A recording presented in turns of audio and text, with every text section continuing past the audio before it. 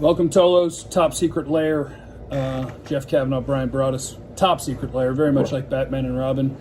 He's Batman, I'm Robin. I'm Alfred. He's Alfred. The butler. I'm Catwoman. Just up to weird stuff all the time. Practice report. Practice recap. Wow. Day 1. Brian, I see you got your depth chart in front of you. Yeah. Where would you like to start? We already told you guys, if you're keeping up at 1053thefan.com, we already told you guys about all the PUP and all the news. So I think this one is going to be about what we actually saw at practice, what was happening. I'll start with number 1 because I think it's a given, but people are always interested in it. Dak looked fine. Dak moved well. Dak threw the ball fairly well. Like Brian will tell you that there were some incompletions and all that. But all in all... Am I being a hater? No, I just think that we're going to have days where you Yeah. complete a bunch. You're going to have days where you complete less. I agree. And to me, it's like, I know what Dak the player is, so how did he look physically? And the answer is fine. Dak Physically looked fine. fine. Yeah. Where would you like to go next? What would you like to talk about? I'll tell you what, I was focusing on those offensive linemen and the defensive linemen because what happened was during the OTAs, I didn't get to go.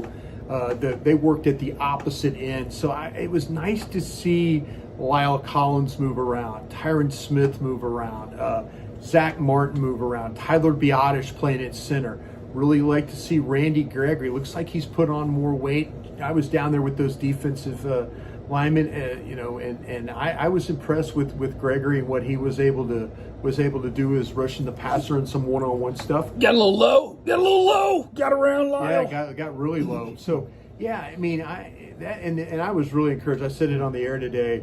That whole thing with when Zach Martin and Lyle Collins can get shoulder to shoulder, and poor Basham has been playing pretty well. It's not fair. It's not fair to let two people they double got team. they got hip to hip, and Basham, it's like he hit a landmine. He just exploded, and fell down, and then Martin's second level, and Lyle's kind of right there. But yeah, I was just curious of how those offense and defensive linemen were. And, I was encouraged, though, to see, I know you're into the field. You were kind of watching the defensive backs, the wide receivers, and stuff like that. Yeah, because I was trying to keep an eye. I mean, they were working half line separate of each other. And I was trying to kind of watch. It looked like that Diggs had a good day. I saw the interception. I saw a knockdown. I saw Robinson get a knockdown. I'm talking a lot here. So No, as a former receiver, I just want to correct one thing about Bad day. No. What's being thrown around about the Trevon Diggs interception to start 7-on-7?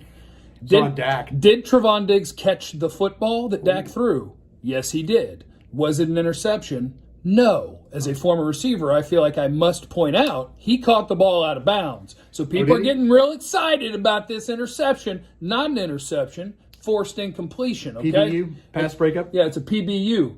I actually thought the secondary had a good day. And again, I think the quarterback is good. The wide receivers, when Amari Cooper gets out there, are great. Yeah. I'm not worried about the offense. So when the defense has a good day and it looks like they cover well, I just go, sweet. And I think it was everybody. Like, Nashawn Wright, every day, I feel like, is going to, or every day that you've told me about, and I've seen one day, but he batted down at least 2 passes. Right. And one of them was just, he was playing the underneath, playing press coverage. He didn't bite on a deep. He was able to stop with the route, bat the ball down. Yeah.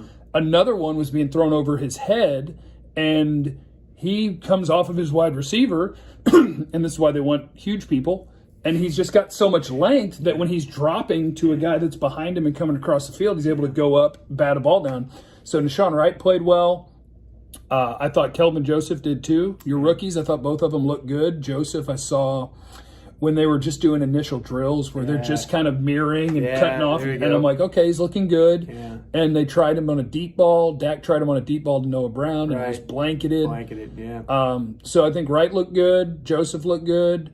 And we're focusing on that. But Trevon Diggs probably had the best day of the corners. Sure did. Anthony Brown had an okay day. Anthony Brown, I tell you, I was watching because McCarthy and Will McClay were down at the one end when the DBs were going through their drills. I was watching that. I was interested. Joseph, to me, looks like the footwork. Like, he came in camp. I didn't think he was in very good shape in camp, or the OTAs, mini camps. But now he looks like the feet look quick. He was able to break, move, adjust. There's going to be some problems at safety here. There's going to be some problems. And I want to... To me, I'm thinking about Kazee being too short. God, he looks short to me, on the field. He's a 5'11" guy. Curse looks so big. He's 6'4", he's 220, but then he drops, he settles, and he breaks. He looks just too big for that. Darian Thompson's Darian Thompson. We saw what he was able to do last year, but he looks like the very much the quick guy.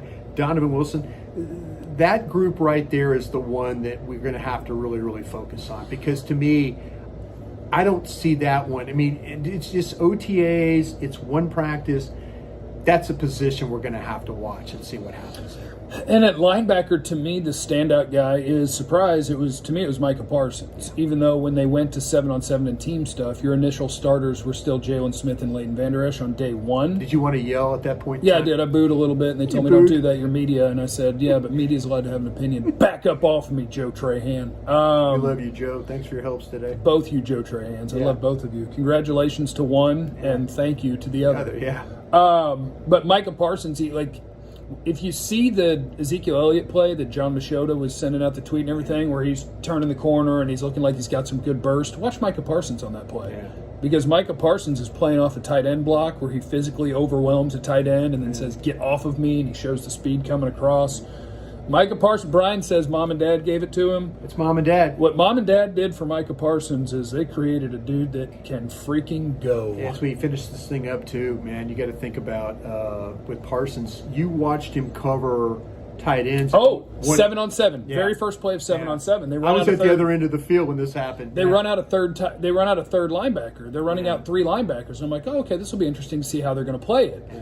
And the way they played it is two linebackers, Vander Esch and Smith, lined up as regular linebackers, and they had Parsons line up in the slot over Dalton Schultz and play man coverage. Yeah. And he blanketed him. Yeah. So it's one play, and it was kind of a 10-yard out route, but Micah Parsons was all over it, made Dak eat the ball and keep looking. It's a promising start for Micah Parsons. And then after he blanketed Dalton Schultz, he ran down to my end of the field. He put his hand in the dirt and then went blowing by Brandon Knight. So, yeah, and to me, the OTAs, the minicamp, first practice, he's not short-circuiting yet. You worry about they're throwing a lot of stuff at this kid, and he seems to be like kind of taking it all in and not messing things up. So, might be all right there. Day one, practice one in the books. Next practice will be on Saturday. We'll be there for you. We'll give you some sort of content tomorrow on 1053thefan.com, I'm sure, but we will also be there for Saturday's practice. We'll hit you with some of that action. So please, just be listening to the G-Bag Nation from 2 to 7 on 1053 The Fan, and check 1053thefan.com for the content. I'm Jeff. I'm Brian. I can say that, and he'll automatically say that. All right, peace out, guys. See you guys.